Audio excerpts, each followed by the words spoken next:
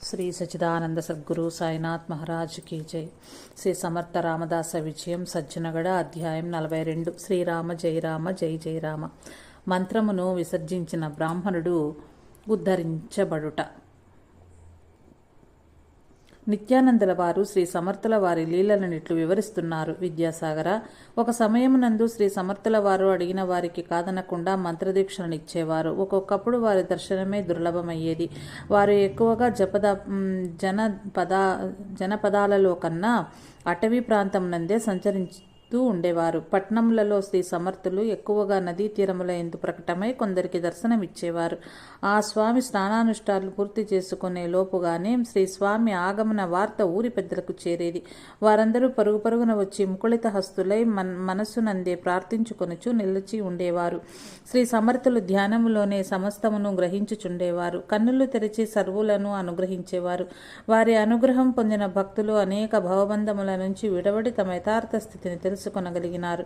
సంసారం నందును శ్రీ సమర్థుల నామస్మరణము, శ్రీరామనామ జపములతో తాము అనేక కష్టనష్టములను అవలీలగా దాటివేయచు జీవితమును సార్థకపరుచుకొనుచున్నామని ఆనందపడేవారు. శ్రీరామనామమే తారక మంత్రమని తెలిపి శ్రీ సమర్థుల వారు వారి చేత జపము చేయించుచు వారిని సక్రమ మార్గంలో నడిపించేవారు. ఎవరైతే 13 కోట్ల నామజపం చేస్తారో వారికి శ్రీరామ దర్శనం లభిస్తుందని, హనుమంతుని శక్తి లభిస్తుంది అని బోధించేవారు. వారి బోధనల వలన ఎందరో ధైర్యమును పొంది ఆయా సందర్భాలలో క్లిష్ట పరిస్థితులను ఎదుర్కొను సామర్థ్యమును పొందినారు. అంతేకాక ధైర్య సాహసములు గల వ్యక్తులెందరో శివాజీ మహారాజు వారి సైన్యంలో చేరి దేశ సేవా కార్యంలో నిమగ్నులైనారు. శ్రీ సమర్థుల అంతరంగము శ్రీరామ నిలయము. వారి దృష్టి ద్వారా ప్రకటమగు ప్రేమమయమైన చూపులు అమృతమును వర్షించుచుండెను. వారి భావములలో ఎవరైనా ఎట్టివారైనా సంస్కరించబడి చక్కబడగలరు. సంస్కారము లేనందుననే వ్యక్తులు పెడమార్గమున పోవుచున్నారు. పిరికితనము వలన కొందరు అన్యాయం ఎదిరించలేక దానికి తలవొగ్గుచున్నారని శ్రీ సమర్థుల వారి దివ్య బోధ. ఆ కారణంగానే వారు దేశమంతా పర్యటించి ఎందరికో మంత్రోపదేశం చేసి అనుష్ఠాన పరులుగా తయారు చేసిరి. భౌతికముగాను ఆధ్యాత్మికంగాను దుష్టత్వాన్ని రూపుమాప సమకట్టినారు. హనుమాన్ మందిరములు స్థాపించి ఆ సమయంలో ధర్మస్థాపనకు ఆంజనేయ స్వామి యొక్క బలము యుక్తి ప్రజలకు ఎంతో అవసరమని తెలిపి ముందుకు నడిపించినారని చెప్పుకున్నాం కదా. అందువలన ప్రజలందరి హృదయాలలో సమర్థుల వారికి సముచితమైన స్థానం కల్పించబడింది. వారి దర్శనానికి జనం తండోపతండాలుగా వచ్చేవారు. ఒకసారి మాహుళి సంగమంలో ఉన్నారు స్వామి. ఆ రోజు కూడా అలాగే అనేకులు వచ్చి శ్రీ సమర్థుల వారిని తోడ్కొని మఠానికి ఉత్సవంగా తీసుకెళ్లారు. అందరితో నమస్కారాలు అందుకున్న తర్వాత శ్రీ సమర్థుల దర్శనానికి సోమరి అయిన ఒక బీద బ్రాహ్మణుడు వచ్చినాడు. అతన్ని పలకరించి శ్రీ సమర్థులు నీకేం కావాలని ప్రశ్నించినారు.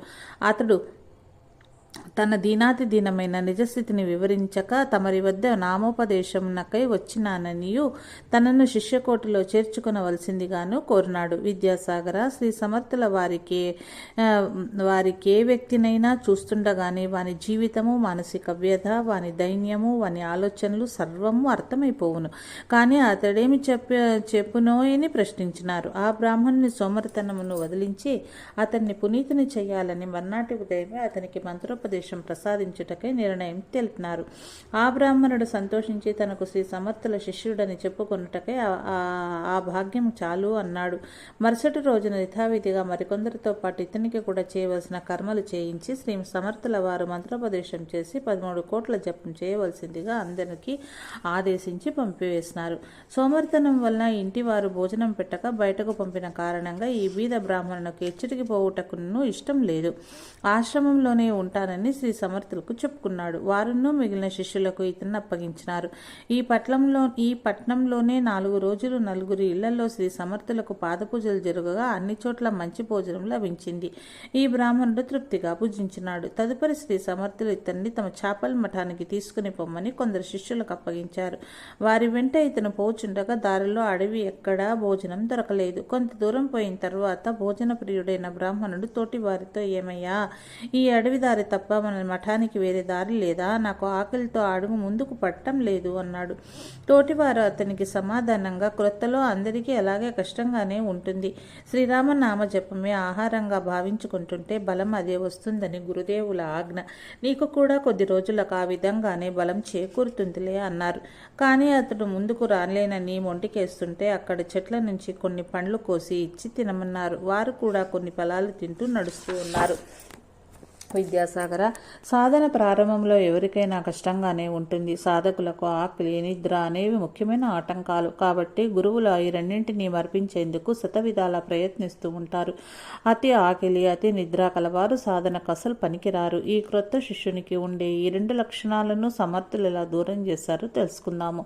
అతడు నడవలేక నడుస్తూ ఎలాగో అలాగున అందరితో చాపల్ మఠానికి చేరుకున్నాడు. అచ్చట నదిలో స్నానం చేయగా కొంత అలసట తీరింది. ఇక అక్కడి నుంచి ఎక్కడికి పోకుండా కొంతకాలం హాయిగా తింటూ విశ్రాంతి తీసుకోవాలని అనుకున్నాడు. అక్కాబాయి గారు శిష్యులందరినీ సమావేశపరిచింది. ఆ సమావేశంలో నలుగురు జట్టుగా పోయి అన్ని పనులు చక్కబెట్టాలని ఆదేశించింది. అందరికీ జొన్న అంబలి ప్రసాదంగా త్రాగించి మరీ పంపించింది. ఈ క్రొత్తగా వచ్చిన శిష్యుడిని ఒక జట్టులో కలిపి పంపించింది. వారంతా గొడ్డలు తీసుకుని అడవుల్లోకి వెళ్ళి కట్టలు కొట్టుకొని తేవాలని నియమించింది. వీరందరితో పాటుగా గొడ్డలి భుజాన పెట్టుకుని పోతూ తోటి వారిని అడిగి అతను తెలుసుకున్నది ఏమిటంటే, కొన్ని రొట్టెలు, చారు, ఏదైనా పచ్చడి లేకుంటే అంబలి ఇలాంటివే ఈ ఆశ్రమంలో పెడతారు. పనులు మాత్రం ఇలాంటి గట్టి పనులు చేయాల్సి ఉంటుంది. ఈ విషయం విన్న తర్వాత ఊరి మీద పడి భిక్ష చేసుకుని అందరితో చీత్కారం పొందకుండా హాయిగా ఆశ్రమంలో ఎలాగో అలాగా పొట్ట నింపుకోవచ్చును అనుకుంటే పోయి కష్టాలు గొందించుకున్నట్టయిందని అనిపించింది అతనికి. అందరితో పాటు అడవికి పోయినాడు. ఎవరి పనుల్లో వారు నిమగ్నమై ఉండగా గొడ్డలి ఒక చెట్టు కింద పడేసి వేరే దారిన పారిపోయి మెల్లిగా వేరొక గ్రామం పొలిమేరలకు చేరాడు. ఆ గ్రామంలో భిక్ష లభిస్తుందేమోనంటే బ్రాహ్మణ గృహాలు లేదు అన్నారు. ఎవరో దయతలిచి కొన్ని పాలు సమర్పిస్తే అవి త్రాగి ముందుకు పోయి మరో గ్రామం చేరాడు. అక్కడి నుంచి ప్రక్కన మరో గ్రామంలో ఆ రోజున శ్రీ తుకారాం బువ్వ గారి సంకీర్తన ఉన్నదని తెలిసింది. జనమంతా బయలుదేరి పోతున్నారు. వారందరితో పాటుగా కష్టపడి నడిచి అక్కడకు చేరుకున్నాడు. అక్కడ అద్భుతంగా సంకీర్తన జరిగింది. అందరికీ కడుపు నిండా ప్రసాదాలు పంచిపెట్టారు. ఆ బ్రాహ్మణునికి ఎంతో ఆనందం కలిగింది. హడావుడి అంతా తగ్గిన తర్వాత మెల్లగా శ్రీ తుకారాం బువ్వ గారి చెంతకు చేరి, అయ్యా, నన్ను తమ శిష్యులుగా స్వీకరించండి, నాకు నామోపదేశం చేయండి అని అడిగాడు. శ్రీ సంత్ తుకారాం బువ్వ మహాత్ముడు అతన్ని చూస్తూనే, నీవు ఇంతకు ముందు ఎవరి వద్దనైనా మంత్రం తీసుకున్నావా అని ప్రశ్నించారు. ఆ బ్రాహ్మణుడు శ్రీ సమర్థుల వారి వద్ద మంత్రం ఉపదేశం పొందినానని చెప్పాడు. శ్రీ తుకారాం బువ్వకు ఇతని మనస్తత్వం అర్థమైంది. ఇప్పుడు నా వద్ద ఎందుకు మంత్రోపదేశం పొందాలని కోరావని ప్రశ్నించగా, తమ సమక్షంలో నాకు చాలా ఆనందం కలిగింది అన్నాడు. ఇతనికి సరియగు విధంగా గుణపాఠం చెప్పి ఉద్ధరించాలని ఊహించి తుకారాం బువ్వ గారి ఇలా అన్నారు. నీవు పోయి శ్రీ సమర్థులు ఇచ్చిన మంత్రాన్ని మళ్ళీ వారికే వాపసు ఇచ్చి వస్తే నేను నీకు మంత్రోపదేశం చేయగలను అని చెప్పారు. ఆ బ్రాహ్మణుడు దానికి ఒప్పుకొని శ్రీ సమర్థుల కొరకు వెతుక్కుంటూ వచ్చాడు. ఒక అడవి మధ్యలో శ్రీ సమర్థుల దర్శనం అయ్యింది. ఆ బ్రాహ్మణుడు సరాసరి వచ్చి నమస్కరించి, గురుదేవా, మీ మంత్రం మీరు వాపసు తీసుకోండి, నాకు తుకారాం బువ్వ గారు వేరే మంత్రం ఇస్తానని చెప్పాడు. శ్రీ సమర్థుల వారు నిర్మలంగా చూస్తూ, దానికే ముందు నోటి నిండా నీరు పోసుకొని అక్కడ ఉమ్మేసి పో అన్నారు. తిరిగి చూచేసరికి వారు అదృశ్యమైపోయినారు. ఆ బ్రాహ్మణుడు వారు చెప్పినట్లుగా ఊయగా ఆ బండపైన శ్రీరామ జయరామ జయ జయరామ అనే అక్షరాలు పడినాయి. అది చూచి ఆ బ్రాహ్మణుడు భయపడ్డాడు. అంతటితో అతనికి మాట రాకుండా పోయింది. ఇక ఏం చేయాలో తెలియక ఏడుస్తూ సంత తుకారాం బువ్వ గారి సముఖానికి పోయినాడు. పరిస్థితిని సైగలతోనే వివరించాడు. బువ్వ గారికి అతని దీనావస్థను చూచి జాలి కలిగింది. అతన్ని వెంట తీసుకుని శ్రీ సమర్థుల వారిని వెతుక్కుంటూ వచ్చి ఒక ఊరి వెలుపల అడవి ప్రాంతంలో వారిని దర్శించుకున్నారు. శ్రీ సమర్థులకు పాదాభివందనాలు సమర్పించి తమతో వచ్చిన బ్రాహ్మణి పరిస్థితి వివరించి దయచూపమని ప్రార్థించారు. అప్పుడు శ్రీ సమర్థులు, శ్రీరాముల వారి అనుగ్రహం అతనికి పూర్తిగా ఉంది. ఎక్కడ అతను మంత్రాన్ని విసర్జించాడో అక్కడికెళ్ళి తన నాలుకతో నాకే ఆ మంత్రాన్ని స్వీకరించమనండి అని సెలవిచ్చారు. అప్పుడు ఆ బ్రాహ్మణుడు పరుగున తానెక్కడైతే ఉమ్మి వేశాడో అక్కడకు పోయి ఆ బండపైన ఉన్న అక్షరాలు నాలుకతో నాకాడు. వెంటనే అతని నోటి వెంట శ్రీరామ జయరామ జయరామ అనే త్రయోదాక్షరి మంత్రం వచ్చింది. అతడు చాలా సంతోషించాడు. తనకు మాటలు వచ్చాయని అనుకున్నాడు. కానీ అతని నోటి వెంట వేరే మాటలు ఏవీ పలుకుట కుదరట్లేదు. ఆ నామం తప్ప. సంత తుకారాంబు ఆ గారు శ్రీ సమర్థుల వారు కలిసి అతన్ని కరుణించారు. కానీ అతనికి ఏ విధమైన తిండి కొరత లేకుండా శ్రీరాముడు ఆశీర్వదించాడు అన్నారు. తద్వారా అతనికి జీవితమే ధన్యమైంది. ఎటువంటి మూర్ఖుడైనా సోమరి అయినా శ్రీరామనామాన్ని నిరంతరం జపించగలిగితే ఇతని వలె అందరి చేత ఆదర్శించబడతాడని ఈ ఉదాహరణము సర్వులకు ఆదర్శమని చెప్పారు. అంతేకాక వృథా మాటలు మాట్లాడి వాచాదోషం రాకుండా కూడా కాపాడబడినాడు. విద్యాసాగర, తెలిసి ముట్టుకున్నా తెలియక ముట్టుకున్నా అగ్ని కాలుస్తుందని అన్నట్లుగానే మహాత్ములను వారి తత్వము తెలిసి ఆశ్రయించుట మేలు అనే శాస్త్రము ఉన్నప్పటికీ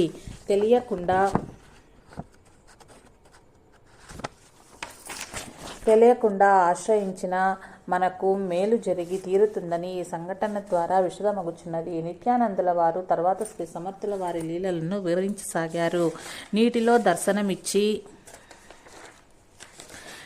దర్శనమిచ్చి మాలామాషాను ఉద్ధరించుట. విద్యాసాగరుడు చేతులు జోడించి నమస్కరించి, స్వామి, శ్రీ సమర్థ రామదాస స్వామి వారు హిందువులను ఉద్ధరించారనుకుంటే జగదోద్ధారకులనే నామం ఎలా సార్థకమవుతుంది?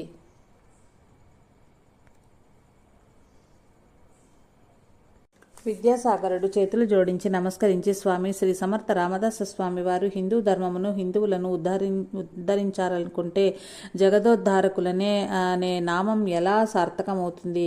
జగత్తులో అనేక మతాల వారు ఉన్నారు. హిందువులలోనే అనేక కులాల వారు ఉన్నారు. శ్రీ సమర్థులు అన్ని కులాలు మతాల వారిని ఉద్ధరించినట్లు నిదర్శనాలు ఏమేమి ఉన్నాయో దయచేసి వివరించండి అని కోరాడు.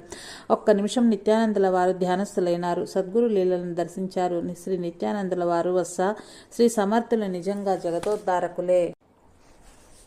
వారు ఎందరో మహమ్మదీయుల యొక్క గర్వమును పోగొట్టిన తర్వాత వాళ్లకు మంచిని బోధించి వారి మతంలోనే ఉండి దేవుని మహిమను గుర్తించమని సలహా ఇచ్చారు.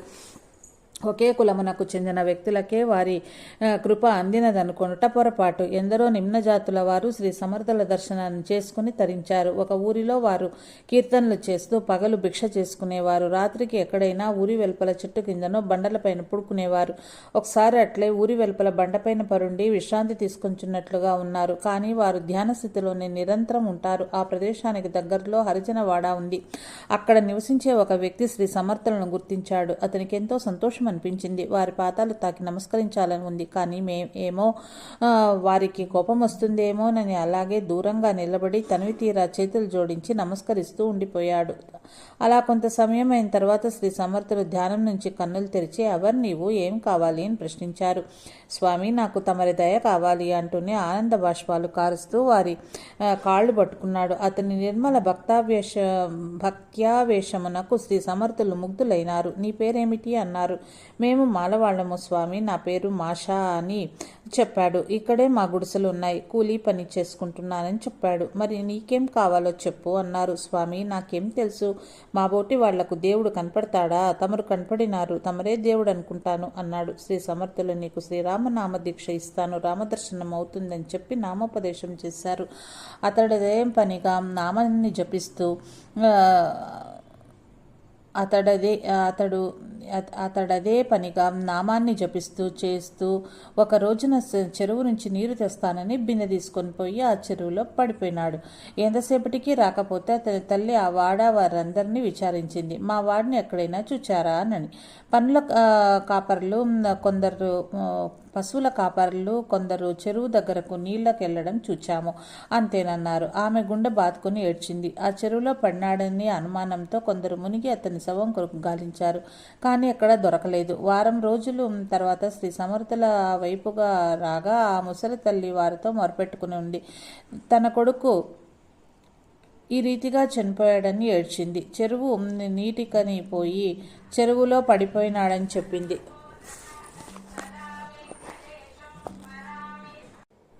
చెరువు నీటికని పోయి చెరువులో పడిపోయాడని చెప్పింది. ఆమెను తీసుకుని చెరువు దగ్గరకు వెళ్లారు సమర్థులు. అమ్మా, నీ కొడుకు ఈ చెరువులోనైనా పడింది. అతనికి నీపైన ప్రేమ గనక ఉంటే నీ కొడుకు నీ వద్దకే వస్తాడు. నీవు ప్రేమతో పిలువు అన్నారు. ఆమె మాషా నాయనా రారా, నీ గురువు రమ్మంటున్నాడు అన్నది. వెంటనే నీళ్ల నుంచి పైకి వచ్చేసి ముందు గురువు గారికి నమస్కరించి తర్వాత తల్లికి నమస్కరించాడు. శ్రీ సమర్థులు అప్పుడు అడిగారు, ఇన్నాళ్ళు ఎందుకు నీళ్లలో ఉన్నావో? అతడు ఇలా సమాధానం చెప్పాడు. అతని ముఖంలోని సంతోషం వర్ణనాతీతం. అమ్మా, నేను నీళ్లలో పడగానే ఆ లోపల ఒక రామమందిరం ఉంది. నేను శ్రీరాముల వారిని దర్శనం చేసుకుంటూ వారి ముందే కూర్చున్నాను. మరి ఎన్ని రోజులైందో నాకేం తెలియదమ్మా అన్నాడు. నాయనా, వారం రోజులైందిరా నీవు లేక అన్నది తల్లి. ఇద్దరూ కలిసి శ్రీ సమర్థుల వారి పాదాలకు నమస్కరించారు. శ్రీ స్వామివారు అతని దృఢభక్తి వల్ల శ్రీరామ దర్శనం దొరికిందని ఆశీర్వదించారు. ముసల్రామ్ నకిలీ శిష్యునికి బుద్ధి చెప్పుట. శ్రీ నిత్యానందుల వారు, విద్యాసాగర, పరుషవేది తాకిస్తే ఏ లోహమైనా బంగారంగా మారుతుంది. అలా మారిన బంగారం మరొక లోహాన్ని బంగారంగా మార్చలేదు. కానీ ఒక సద్గురువు తన శిష్యుణ్ణి తనంతవాడుగా చేయగలడు. తిరిగి అతడు గురువై జనులను ఉద్ధరించగలడు. కావున సద్గురువును ఒక జ్యోతితో పోలుస్తారు.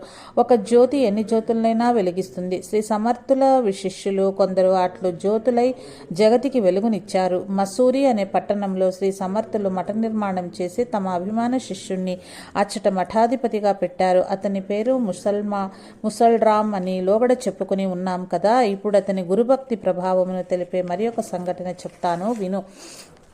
ఒకసారి మసూరిలో ఒక కీర్తనాకారుడు కథాగానం చేస్తూ ఉన్నాడు. శ్రోతలతో తాను శ్రీ సమర్థుల శిష్యుడని చెప్పాడు.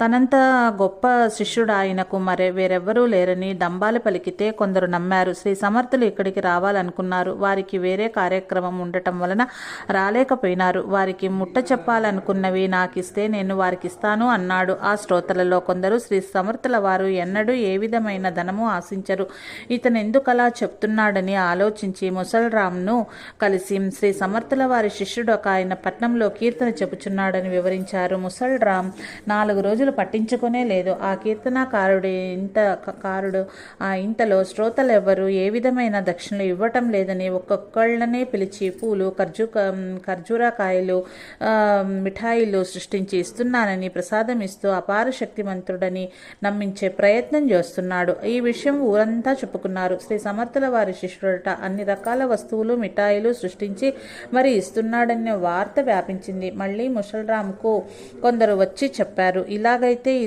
సమర్థుల వారి కీర్తి ప్రతిష్టలు దెబ్బతింటాయి. నీవు కఠినమైన చర్య తీసుకోవాలని కోరారు. ఆ రోజు సాయంత్రం కీర్తన ముగింపునకు కొంచెం ముందుగా వెళ్లి అందరికన్నా వెనుకగా నిలిచాడు ముసల్రామ్. కీర్తన పూర్తయింది. అందరికీ ప్రసాదాలు ఇచ్చేటందుకు అతడు ప్రారంభించగానే జయ జయ రఘువీర సమర్థ అని ముసల్రామ్ గర్జించాడు. అంతే, ఆ కీర్తనకారుడు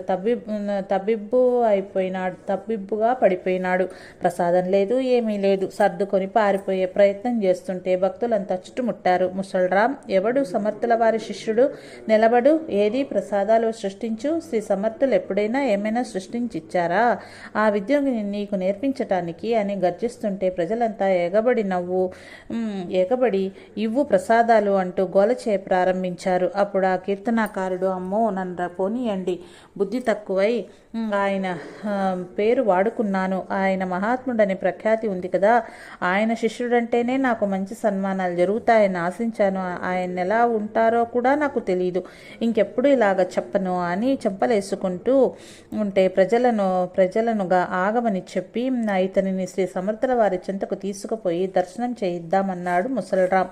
కీర్తనాకారుడు, అయ్యా, నిన్ను దర్శించేసరికి నా గుండెలు జారిపోతున్నాయి. ఇంత అపరాధం చేసి నేను వారినెలా దర్శించేది? నన్ను వదిలేయండి అని ప్రార్థించాడు. అప్పుడు ఆ ముసల్రామ్, ఇంతకు నీవు ధనానికి ఎందుకు ఆశించావని అడిగితే ధనాన్ని ఎందుకు ఆశించావని అడిగితే నా పిల్ల పెళ్లికి ధనం కావాల్సి వచ్చింది, అందుకే ఇలా ప్రవర్తించానని చెప్పాడు. మరి అందుకే వారి దర్శనం చేసుకో. శ్రీ సమర్థులంటే ఏమనుకున్నావు? కల్పవృక్షము, కామధేనువును నీ కోరికలన్నీ తీరుస్తారు, పదా అని చెప్పి చప్పలకు తీసుకొచ్చాడు. శ్రీ సమర్థులను అతను దర్శించే సమయానికి శివాజీ మహారాజ్ కూడా అక్కడే ఉన్నారు. ముసల్రామ్ కీర్తనాకారుని విషయమంతా చెప్పేసరికి శ్రీ సమర్థులు కరుణించి శివాజీ రాజావారితో చెప్పి అతనికి 2,000 రూపాయలు ఇప్పించి బిడ్డ పెళ్లి జరిపించు. ఇక ముందెప్పుడైనా కీర్తనలు చేసి ధనం ఆశించే పని పెట్టుకోకు. శ్రీరాముని కృప మనకుండగా ఏం కొదవా. రామనామం మరవకుండా నిరంతరం చెయ్యి. సర్వజగద్రక్షకుడు ఆ రాముడేనని చెప్పి పంపారు. ముసల్ రామ్ కూడా అతని మూలంగా గురుదర్శనం జరిగిందని సంతోషంతో సెలవు తీసుకుని వెళ్ళాడు. విద్యాసాగర, శ్రీ సమర్థులు ఎంతటి దయామయులో వారి శిష్యులు కూడా అంతటి వివేకవంతులు, దయామయులు.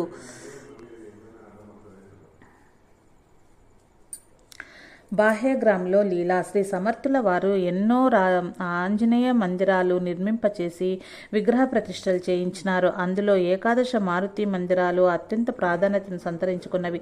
ప్రజలకు ఉత్సాహము, ధైర్యము, అధర్మము ప్రతిఘటించుటకు కావలసిన బలము, తేజము, సామర్థ్యము కొరకే ప్రతి గ్రామమునందును హనుమంతుని నెలకొల్పినట్టు తెలియవస్తున్నది. ఒకసారి బాహ్యను గ్రామానికి శ్రీ సమర్థులు విజయం చేసినప్పుడు ఆ గ్రామస్తులను అడిగితే వారు ఇలా చెప్పినారు.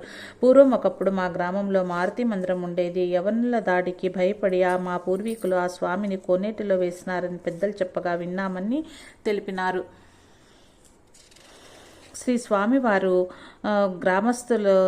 గ్రామస్తులతో 11 పుట్లో అన్నము, నేతి పొంగలి తయారు చేసినచో నేను మారుతి విగ్రహంను ఆ కుండలో నుండి పైకి తెచ్చిదనని, కుండంలో నుంచి పైకి తెచ్చిదని చెప్పిరి. గ్రామస్తులందరూ కలిసి యోచించుకుని 3 దినములు వ్యవధి ఉండిన చేయగలమని మనవి చేసుకున్నారు. వారు ప్రసాదం తయారు చేయుటకు ఉపక్రమించిన తర్వాతనే శ్రీ సమర్థులు ఆ కుండములో దూకుటకు ఉద్యుక్తులు కాగా కృష్ణాజీ పంత్ బోకిల్ కొరేగాం గారు కూడా శ్రీ సమర్థులతో పాటుగా కుండమునందు దుముకుటకు సిద్ధమైనారు. శ్రీ సమర్థుల అనుమతితో వారి నడుమును పట్టుకుని కుండమునందు దుమికినారు. ఇరువురు కుండమున వెతకగా 11 గజముల ఎత్తు అంటే 33 అడుగుల గల సువర్ణ హనుమాన్ మూర్తి లభించెను. శ్రీ సమర్థుల వారు దానిని పైకి తెచ్చి వేళకు నైవేద్యాలు తయారు చేయలేక గ్రామస్తులు చీకాకు పడుచున్నారు.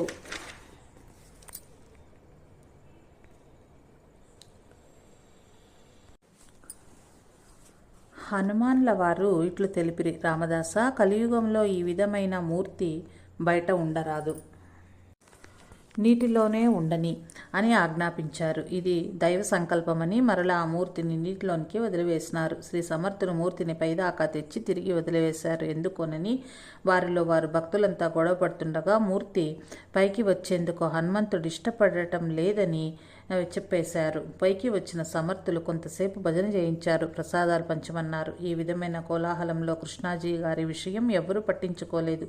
శ్రీ సమర్థులతో పాటుగా కుండంలో దూకిన కృష్ణాజీ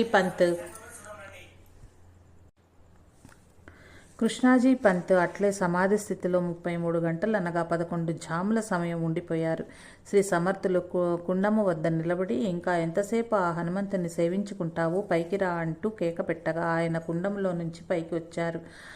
అక్కడ చేరిన భక్తులంతా ఆయన దూకేటప్పుడు చూచారు, కానీ పైకి వచ్చినాడా లేదా అనే విషయం గమనించలేదు. 33 గంటలు నీళ్లలో ఉండిపోయిన కృష్ణాజీ పంత్ గారిని చూచి అందరూ ఆశ్చర్యపోయారు. 33 అడుగుల హనుమంతుడిని 33 గంటలు ధ్యానించి సేవించుకున్న మహానుభావుడు అని శ్రీ సమర్థులు అంటుంటే కృష్ణాజీ పంత్ మహాశయ, నాదేముంది, తమరి ఆజ్ఞ ఎప్పుడైతే అప్పుడే రావాలి పైకి అన్నారు. చుట్టూ చేరిన భక్తులంతా ఆశ్చర్యచకితులైనారు. శ్రీ సమర్థులు కృష్ణాజీ వారి అద్భుత స్థితికి శ్రీరామ పట్టాభిషేక ప్రతిమను బహుకరించి ఆయన గృహంలో ప్రతిష్ఠించుకోమని ఆశీర్వదించారు. పరమ సంతోషంతో ఆయన ఆ ప్రతిమను తీసుకెళ్లి గురువు ఆదేశం ప్రకారం కొరేగాంలోని తన ఇంటిలో ప్రతిష్ఠించుకున్నారు. బాహ్యగ్రామంలో 33 అడుగుల మూర్తిని సున్నంతో తయారు చేయించిన తర్వాత శ్రీ సమర్థులు ప్రతిష్టలు జరిపించారు. జై జయ రఘువీర సమర్థ, శ్రీరామ జయ రామ జయ జయ రామ. ఇది విద్యాసాగర శ్రీ నిత్యానంద యోగి సంవాద రూపమున శ్రీ దత్తాత్రేయ సంప్రదాయ శిష్య పరంపరలోని శ్రీ శ్రీ స్వామి విఠలానంద సరస్వతి మహారాజు విరచిత శ్రీ సమర్థ రామదాస విజయంలోని 42వ అధ్యాయం సంపూర్ణం.